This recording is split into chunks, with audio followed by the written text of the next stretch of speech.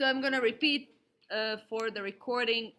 On Canvas, I posted in exams that exam preparation list that I went over in class just before now, and practice exam.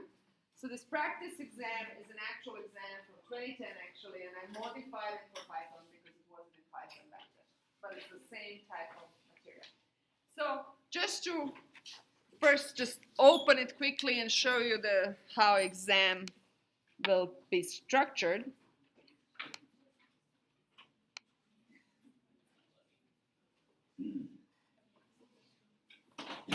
Actually,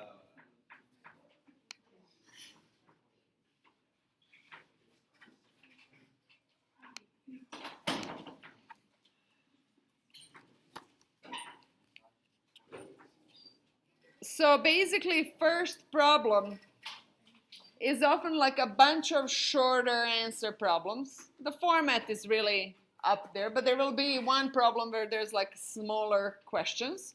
And those small, I scared somebody away already. Wow, that's okay. So basically, there are some shorter questions like determine whether two vectors are orthogonal, and this part is, for instance, by hand.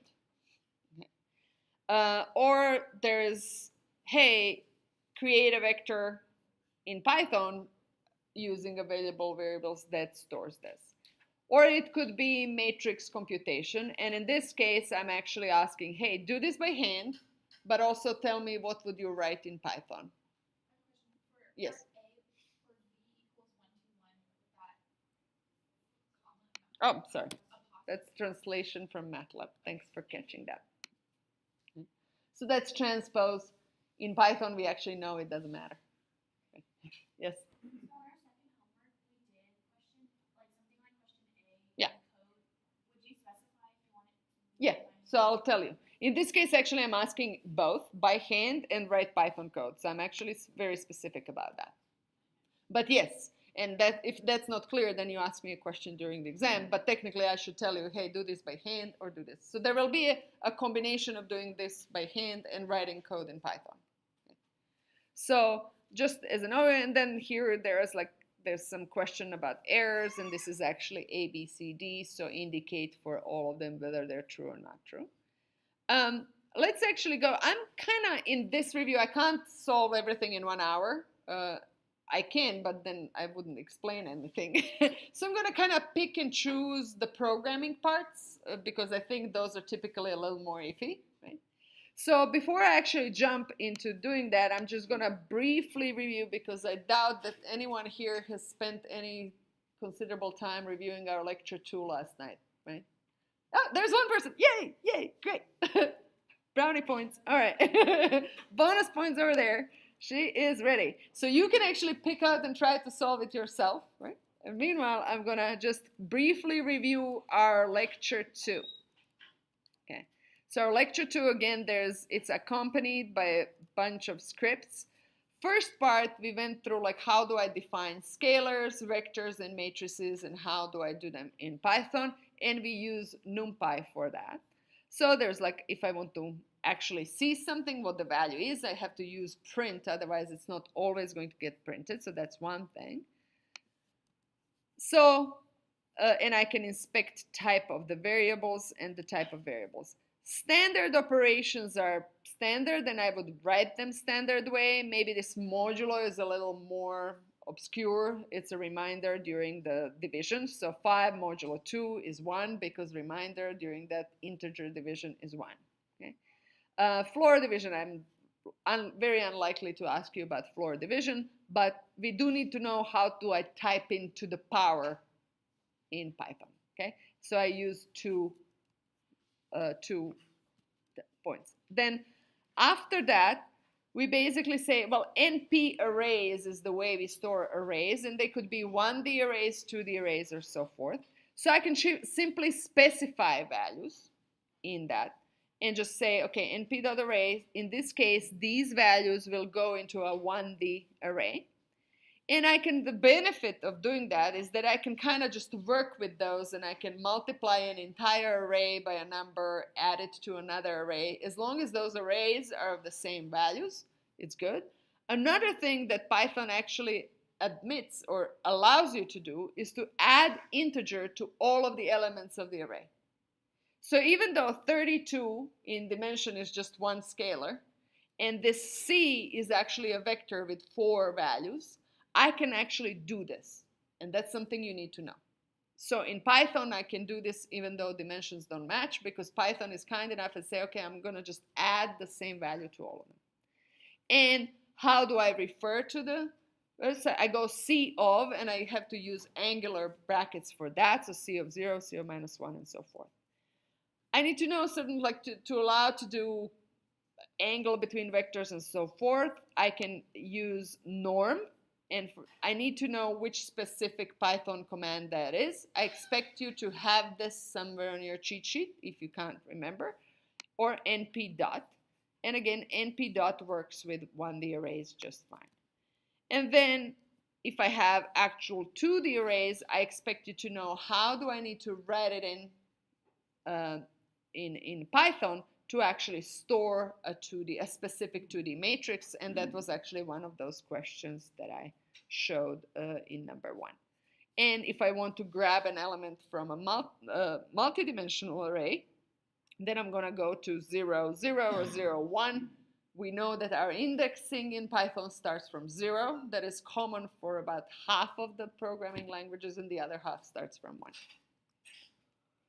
So, and I can also use this colon operator to actually create the range when I'm referring to the elements. So basically, if I want to grab rows 0, 1, and 2, this would be the way to do that. So this is actually a matrix that has 0, 1, and 2 rows in this matrix and 0th column. So it's actually a vector that I get as a result. You can do transpose of a matrix. You can both inspect shape and change shape of an array, as long as you have enough elements to do so. So basically, I could ask you, hey, here's an array. If I change shape, what do I get? Okay? So what is going to be resulting array in Python? So as long as I have, so here I have a matrix that has 3 rows. This is how I define it, okay, row by row essentially. So each row is in a separate set of brackets. So I have 6 elements, so I can do any kind of shape that has total of 6 elements. So in this case, it's 3 by 2, but I can rearrange that into 6 by 1, into 3 by 2, into 2 by 3, into 1 by 6 if I wanted to. And the way it does that is basically it goes row by row and just keeps filling elements into this new shape until it has, and then just jumps to a new row as it goes. Then I need to know how to multiply matrices, transpose them, multiply them. Okay? And I need to know a whole bunch of NumPy functions that create arrays of any given size. So linspace, arrange, log space, identity, rand, diagonal, zeros, and ones. Okay, gotta know those. If you need the syntax, write it down on your cheat sheet. Okay, there's all the basic math functions. I expect you to know the regular ones like sine, cosine, tan, because they're really the same way you would type them into any calculator. Log and log10 and square root. Okay, so those for sure, and exponential. So these are some standard math that are kind of intuitive enough that you can, and if not, just have them on your cheat sheet. And then there's a subtle difference between linspace and arrange. In arrange, I'm specifying the spacing between numbers. And in linspace, I'm specifying the number of points I want in between my starting and ending point. Okay? So that's basic. And then the basic plotting, that's the pyplot. So let's actually solve something using this. And I can just do this in Python. I think it's now that I'm typing in, since I'm not writing on a page, I'm gonna open a new one.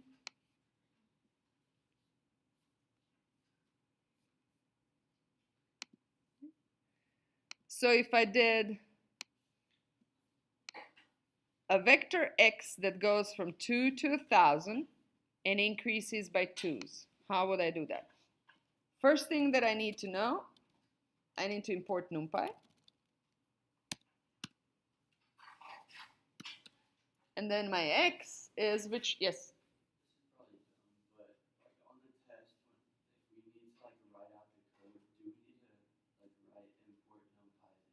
It's going to be a very, very small penalty for that, but there will be some. Okay? There will be some. Frankly, as a default, import NumPy as an np, matplotlib.pyplot as plt, and go. Okay? That will cover most of your bases, okay?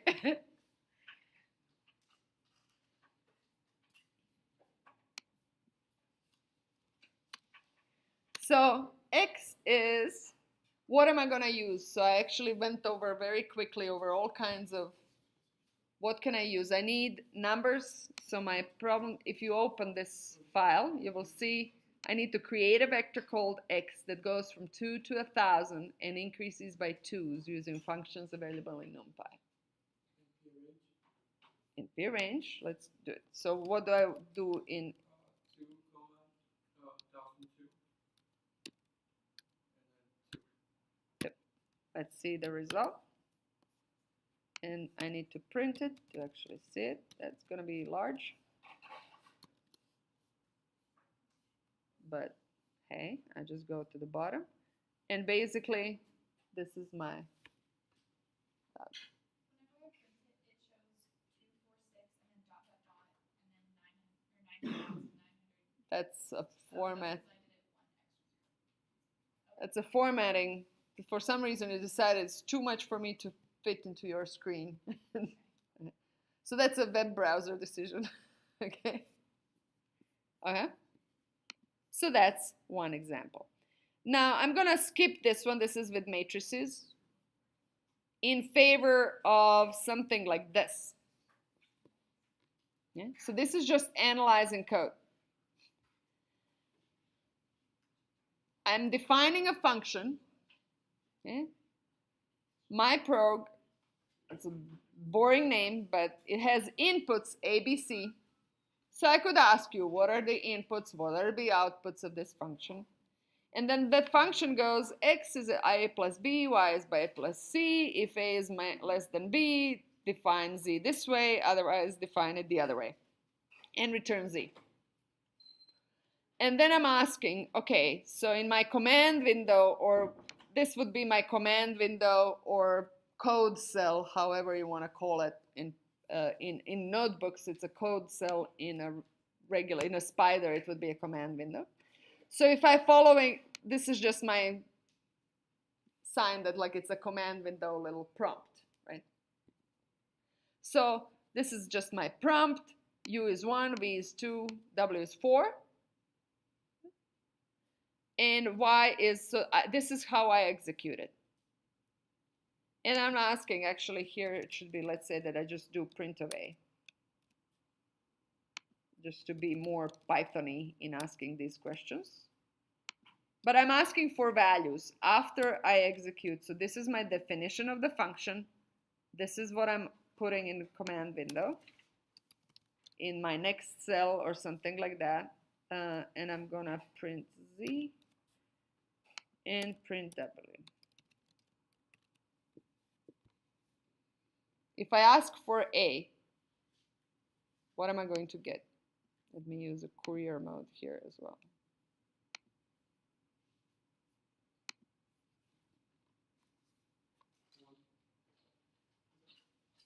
Where is A?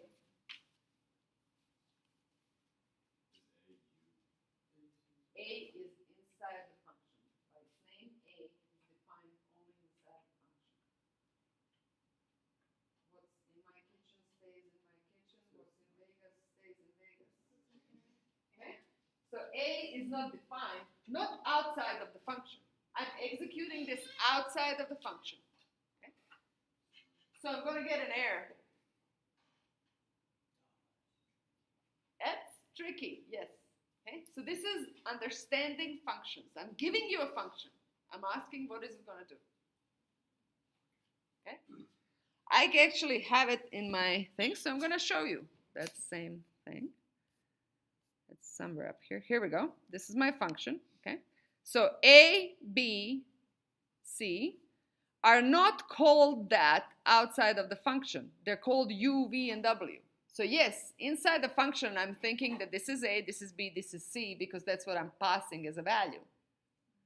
But here, A, B, C is nowhere defined. So if I say print A, boom, A is not defined. Because by its name, it exists only inside of the function. B and C, same thing. I can print U, V, and W, and they're 1, 2, and 4. Okay, so if I say print W, where am I now? Okay, it's 4. Okay, I defined it as 4. If I say print Z, what am I going to get?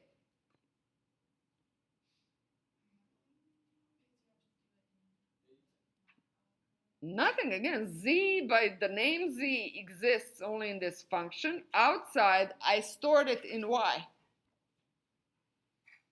Tricksters. Question. Do you see it? So inside, but I don't know how that function is stored somewhere. It could be defined in NumPy somewhere. What do I know? What is it called inside, right? I don't care. All I care is how do I call it when I grab it from the function. Okay? So my print Z would give me an error. See? But what is Y? So let's actually, so now if I ask you, Y is something that I store after executing function with 1, 2, and 4. What is it going to be for 1, 2, and 4? Take a piece of paper. So since you don't have Python to play with on exam, you will have to do this on a paper. Okay?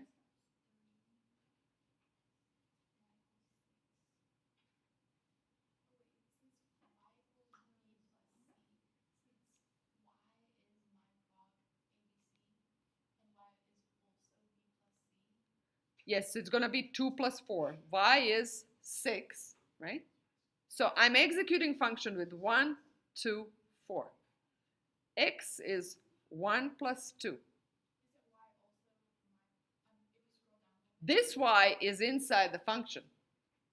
This Y doesn't know anything about this Y. Okay? Again, a trickster. This is probably worth 20 points, not 10 as I'm intending to give it. The following, what does it, again, this Y, so this Y.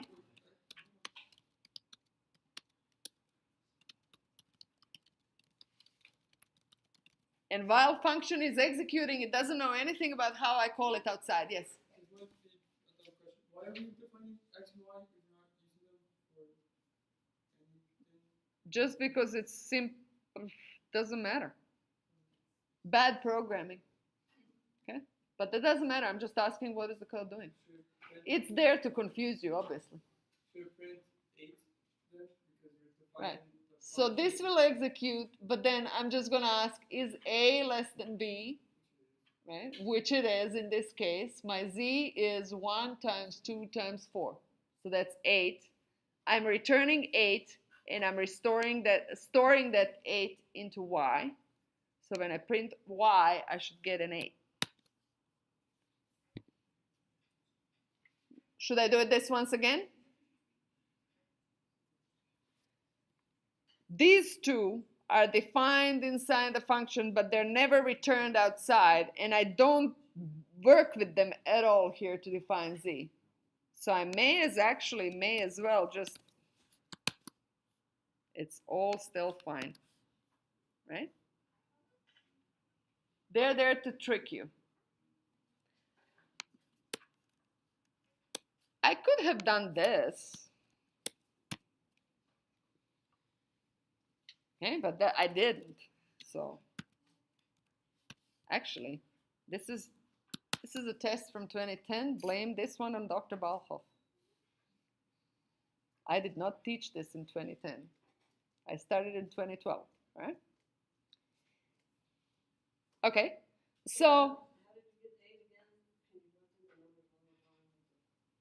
this was 1, 2, and 4. I ran this with 1, 2, and 4. The fact that I'm calling it u, v, and w doesn't matter once I'm inside the function, because I used 1, 2, and 4. That's what my function now thinks as a, b, and c. So inside, I say x is 1 plus 2, which is 3. Y is b plus c, which is 6, but I don't do anything with it afterwards. So whatever, they're just computed. And then if a is less than b, which it is in this case, my z is 1 times 2 times 4, which is 8. And that's it. I return z. And when I return z, all of these variables are destroyed. They don't exist anymore. They existed only in the function. And the only thing that is returned is the z, and that is now stored in y. Okay? That's how functions work. Okay? So these will be trickster little questions like, oh, does this exist outside of the function, or how is it called outside, how is it called inside? Any more questions?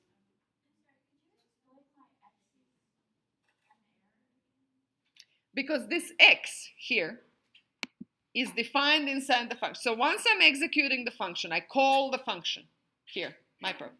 I pass that function values 1, 2, and 4. They now go into this function space, if you will, temporarily. And in that function space, I'm thinking of 1, 2, and 4 as a, b, and c. So this a, b, c, and whatever I'm doing here exists while function is running.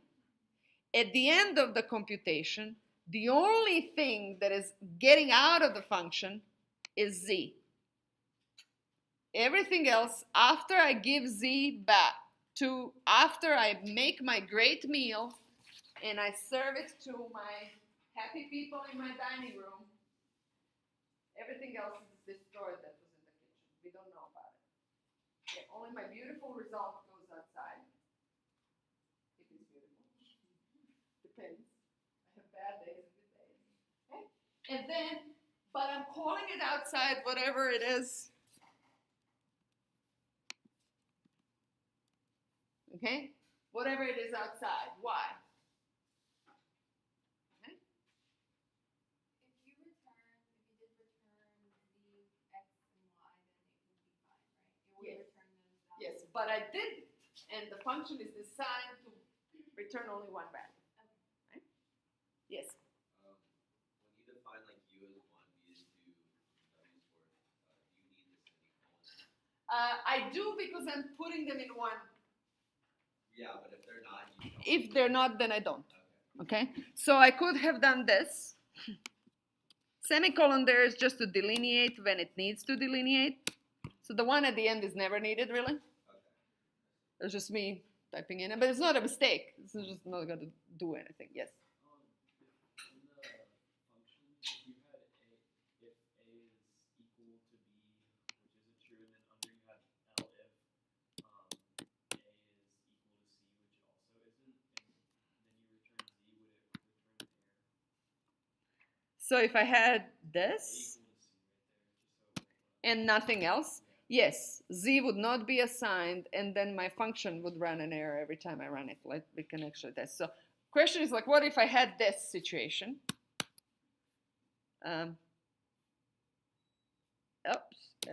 Elif, sorry. Okay. And then I try to, it's actually okay during definition, but then if I run it, it has issues. Okay. And it's pointing to return z. It doesn't know about what z. Local variable z is referenced before assignment. Okay, I'm trying to use it before I actually created it. Okay? So it's always a good idea then here, but I can fix it by saying else z is 0, and then I'm good. Okay? Great question. Very good. This is tricky. This is one of the trickier ones.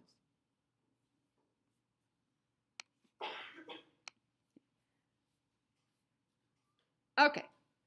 I'm going to skip the one in favor of some loops. And actually, let me go to problem 3 so that I make sure that I go through it. And then we'll go back to some of the loops. Okay.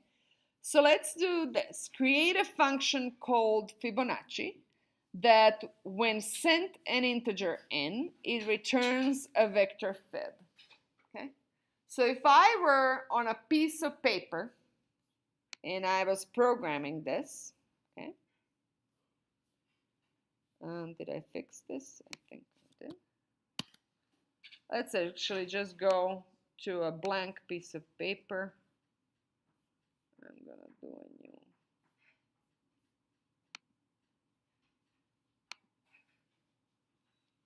So I'm just like in front of a paper and I'm reading this problem.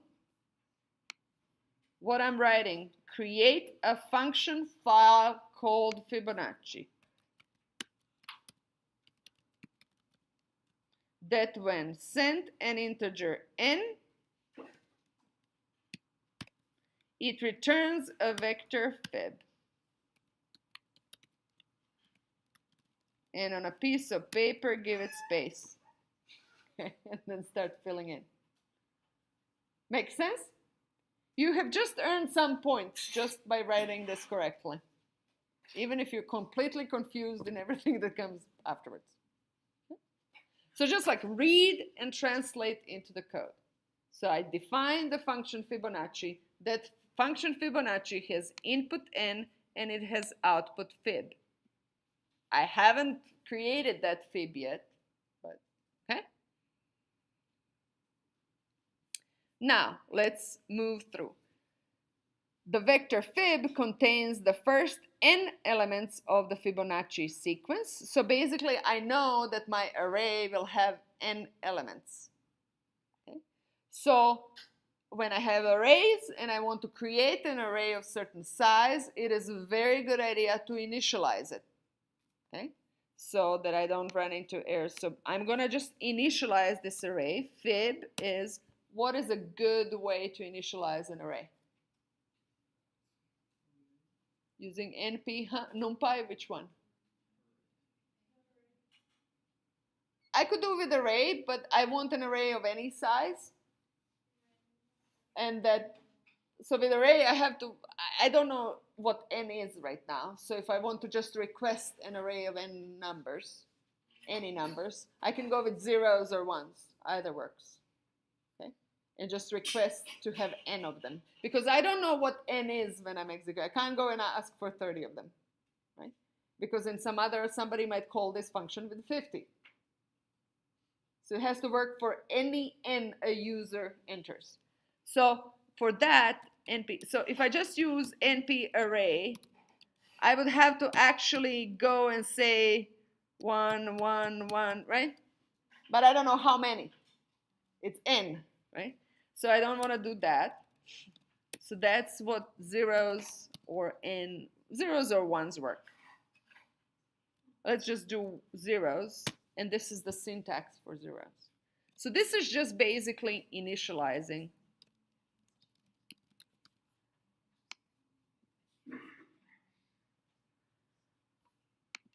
Now note that first two members of Fibonacci sequence are 1 and 1. Yes?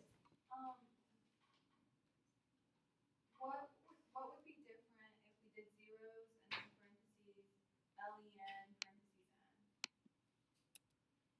parentheses n? Of n? Yeah. Length of n is 1. It's just one number. Okay? So that works for, so n is just one number. Okay? And its length is 1. So it would create something. It wouldn't give you an error. Not yet, anyway. Okay? So it would create just one element, and that's not what we need. We need n of them. So this is just reserving space for n of them. I'm reading. I keep reading. I didn't even get to the meat of the problem, but I already have quite a number of points here. Note that the first two numbers of the Fibonacci sequence are 1 and 1. So quite frankly, I'm just going to be very literal and say the first one, which is 0 in my Python role, and fib of 1 are 1.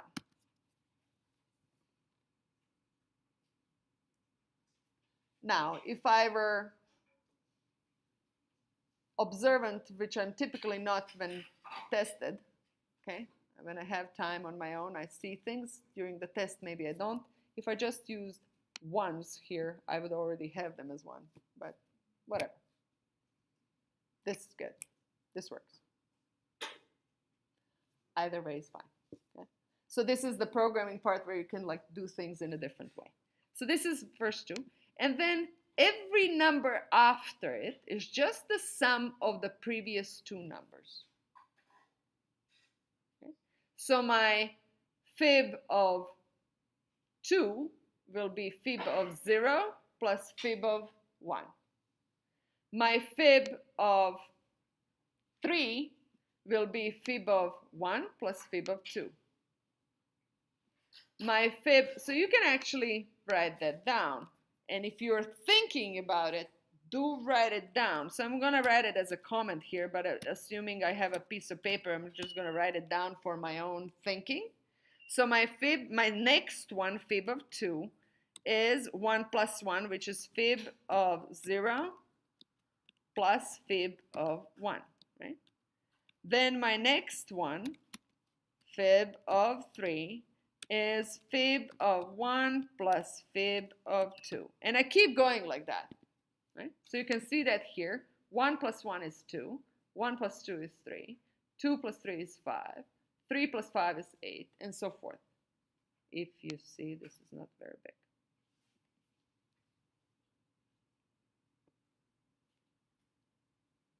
Okay. And I want a program that will just keep going until n, right? And create this. I already created first 2, so I'm good there. I need to create the rest using this rule. So what do I need in terms of programming element?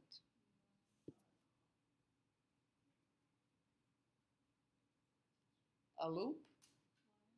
While loop works, for loop works, either. I can actually solve both ways.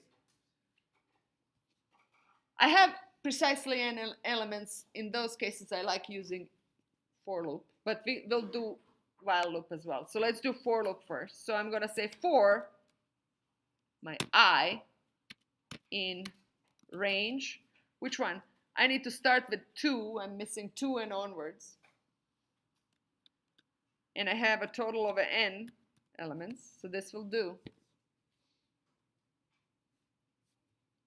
Column. Yes.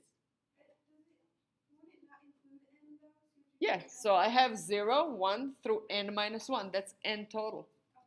Okay. So my last element is referred to as n minus 1. Okay. And that works because this range gives me numbers 2, 3 up to n minus 1. So what is my fib of I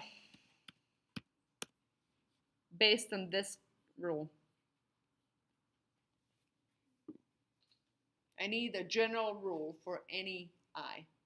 And that I could be 2, that I could be 3, that I could be 4.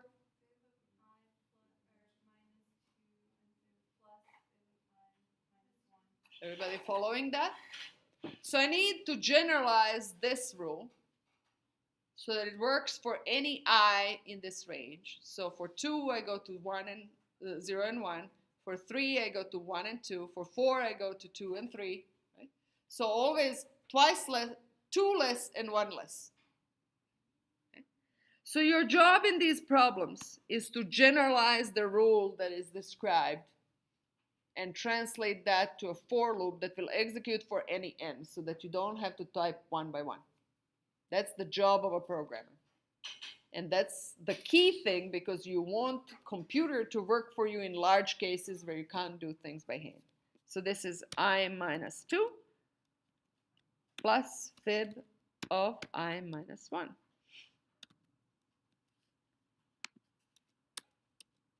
That's it.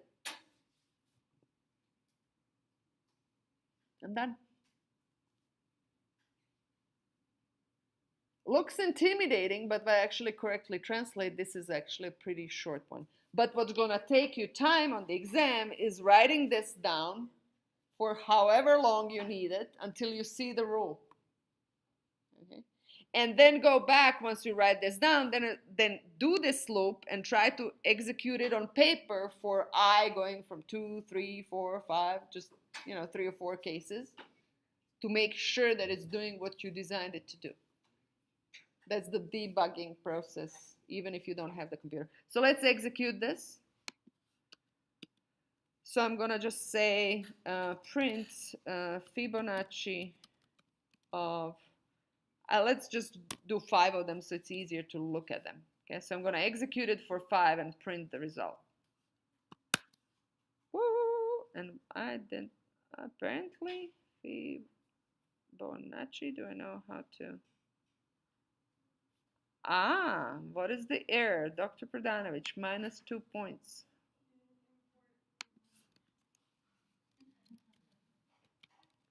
And I actually wanted to do to a new sheet precisely because this would show up, because in the previous one I already had NumPy imported and I didn't want that to carry over.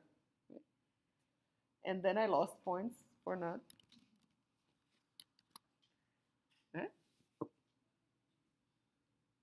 Good. And this dot is just sign that it's actually assigning it as real values, not as integers, but that doesn't bother me at all. So let's try to print Fibonacci of 7 so I can keep going. So it keeps indeed giving me these numbers here. Now I could have assigned this to something. Actually, this problem is saying in command window, see below, call your function file in a single command that creates vector f with the first element 30 elements. So basically I would say f equals to Fibonacci of 30. Which if I can print that, but that's a pretty large one. It went to scientific notation. So these numbers get pretty large pretty quickly. Questions about this?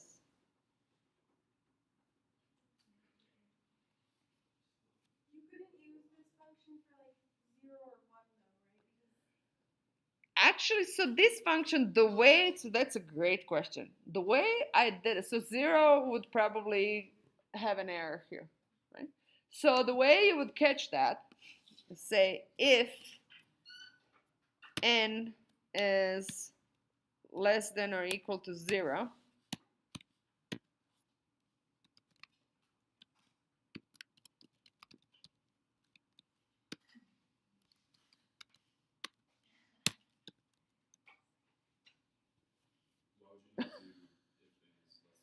I can't have something with 0 elements.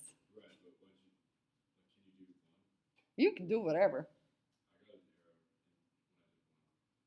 So with 1, when you did 1, because this range doesn't exist. So technically, actually, we should actually do this. Because this range has to, so let's actually see, let's test this. So if I say range, okay, okay, print. Let's see what it does.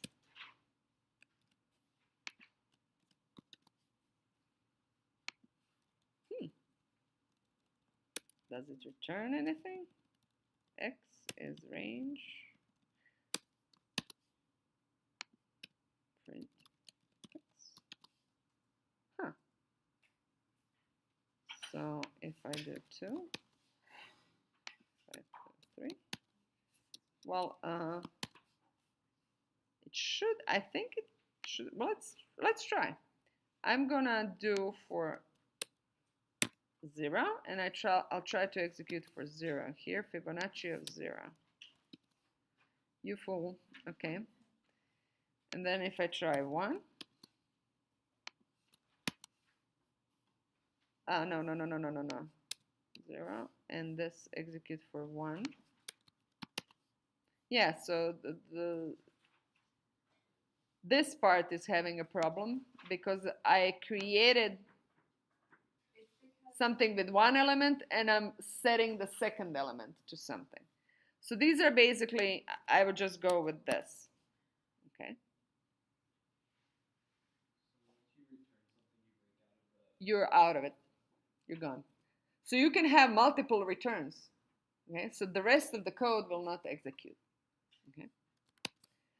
So technically in this problem, I will not be picky about not programming something for 0 and 1. Okay. But it is a good programming practice to actually catch all of these. And this is also relatively bad programming because I didn't say anything about what the problem actually was. Okay. So nice thing would be to notify this function does not work for n less than 1. So then at least you say something to the user that is useful. Okay? So the problem is essentially this one because I'm trying to call on range. So range is probably just not going to have anything in this range if you actually have. So let's see, let's try to do 2. Then just those 2 first values should be, yeah. So just these first 2 will set and not much is happening here because there's no range. Okay, clear? So the procedure, don't be afraid of the paper, use your pen and think it through, write down what the cases are, and then, yes.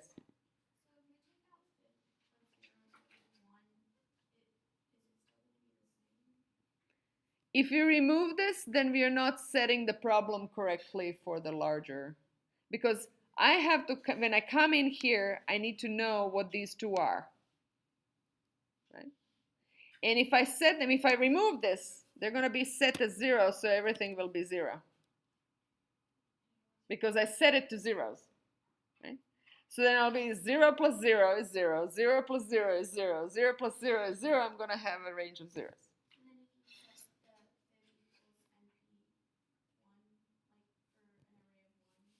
Then I'd be okay. Okay, this is fine. But if I just do zeros, then it's not it. So this is more elegant for sure. So this would be a favored way to do this. Yes. But again, both could work. Okay. And it's kind of like an iterative process, like you write first something and then you see it and then you can improve it later. But if it works, let it be, move on to the next problem, okay? Don't spend too much time on it, right? Improving and improving and improving, and suddenly the bell rings and you didn't even read the last question, okay? So there's this optimization of time versus, right. Okay. So now let's see what would be interesting to go on. There's this one with the reading the file, or some of these sums. Shall we kind of go over for loops and be done with them for today?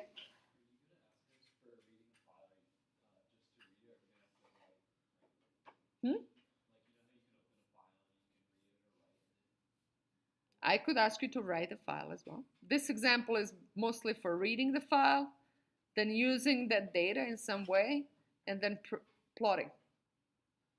And the file looks like this.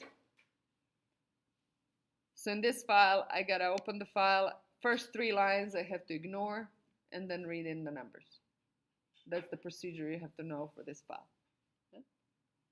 And when I read the numbers, I also have to sort them in 2 specific vectors, one of them being velocity, the other one pressure, and then I do something for it. Okay?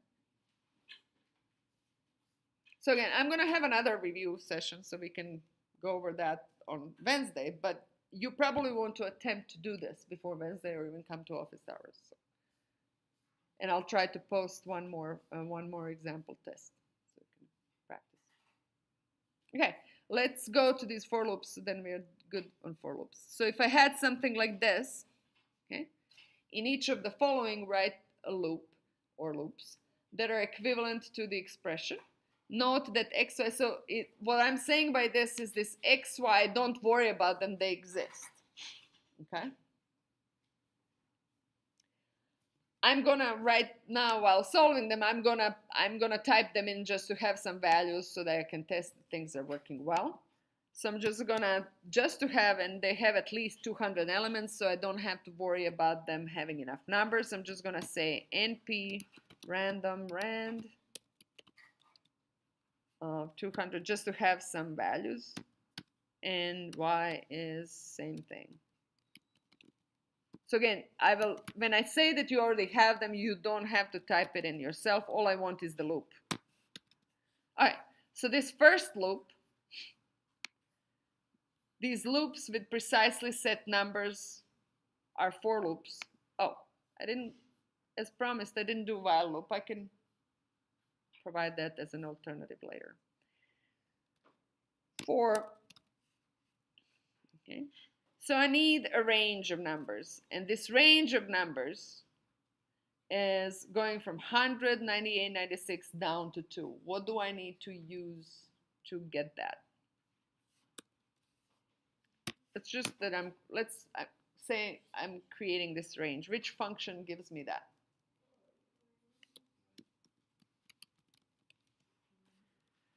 So if I go from 100 to 2 using -2, let's see what we get.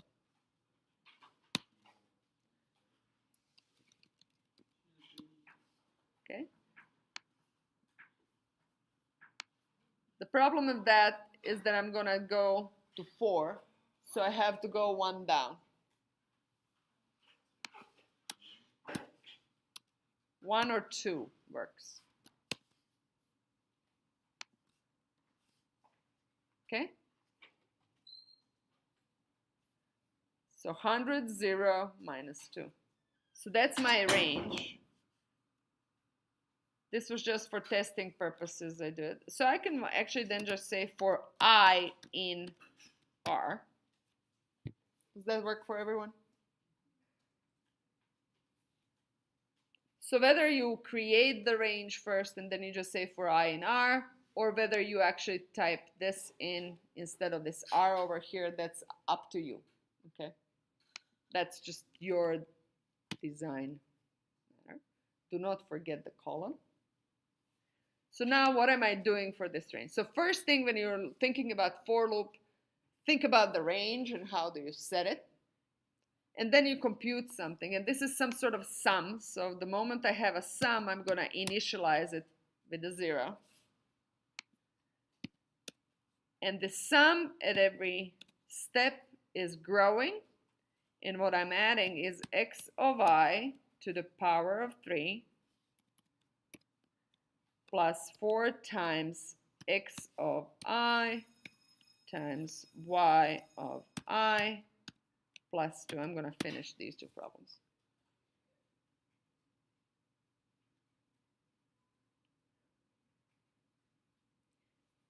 The main mistakes typically done here is not knowing power, or not writing it correctly, or writing it with something else that you think could work because you're thinking as if this was a math and this is actually programming.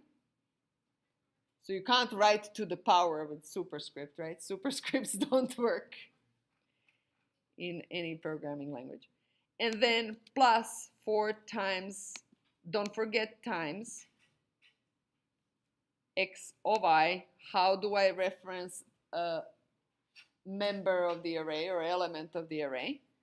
Times y of I plus 2. That's it. I computed it. If I was actually testing this, then I would print S just to see that I computed something. And well, I don't know how to test this because these are some random numbers. I'm not going to test it on 200 of them anyway. But okay. So that's my first one.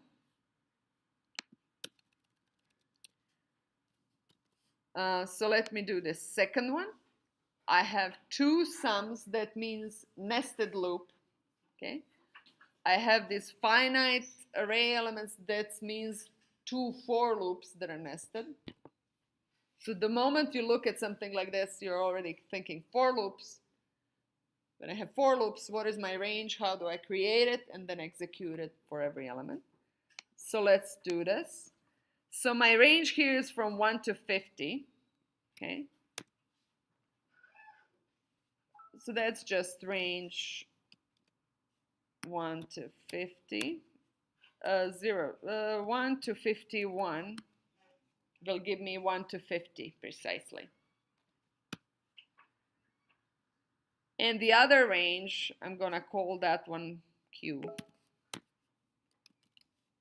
is it goes from 2, it's actually not range, 2, 4, 6, and so forth. That's where NP arrange is.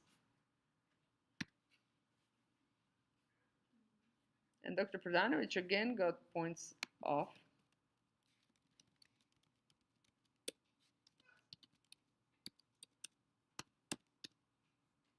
Import NumPy.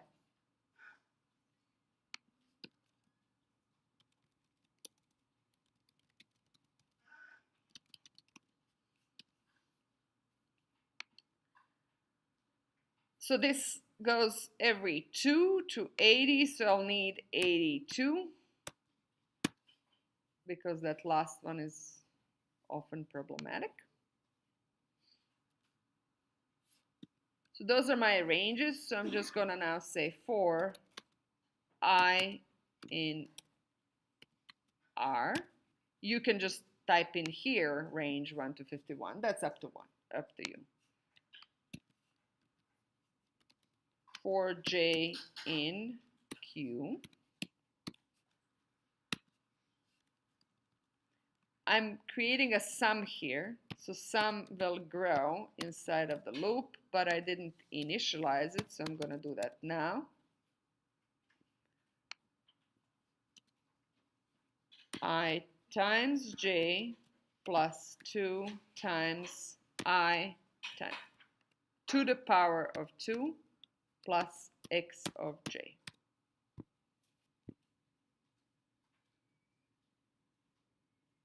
That's it.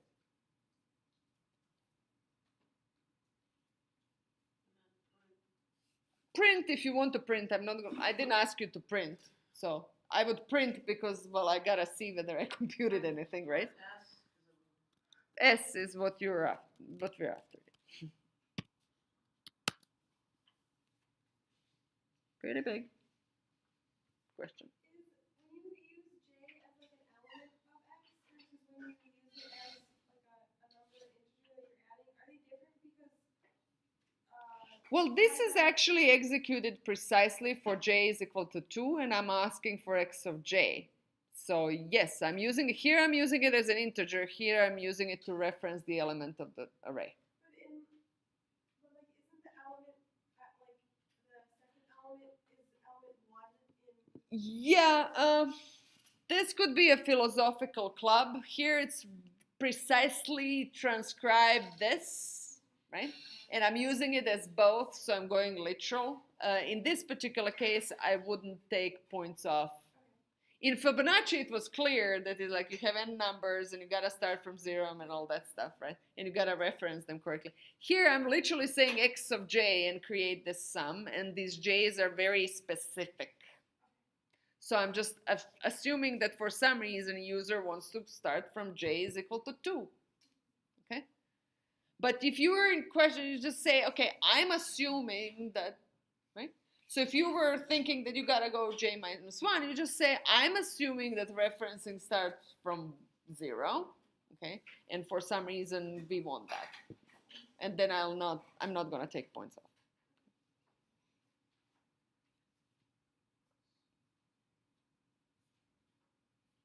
Yes? Good? Okay. So we're clear on for loops, nested for loops. And we know how to translate this. Good? And then how to create actually a rule on your own to actually do this. So there's a little bit of thinking through, writing down, all of the possibilities. And then after that. All right, so I'm gonna stop here for the review. I'm gonna challenge you to work on these problems during the weekend, and I'm gonna post one more test for you to have, and then probably during the review session on Wednesday, most likely, I'm going to go through those. Okay, but that said, come to office hours and ask about them in office hours as well. As your same as class. So during the class, I'm just gonna do a review. I'm not gonna, that day I'm not gonna do. I'm gonna use class time for review. Because this you may be able to make it or might not, so. But it is recorded, so I'm going to stop.